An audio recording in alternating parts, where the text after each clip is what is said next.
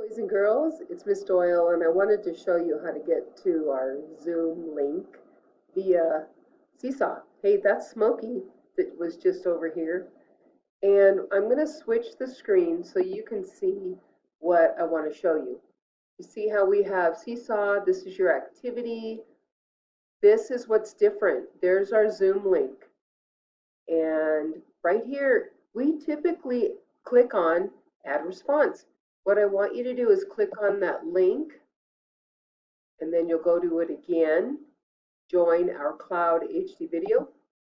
So you click on that. Oh, there we go. And you're going to open Zoom, and it's going to think for a minute. And then boom, it's waiting for me to open the meeting. So if you get an error message that the video failed, you click on video right there, but it won't work because it's waiting for me.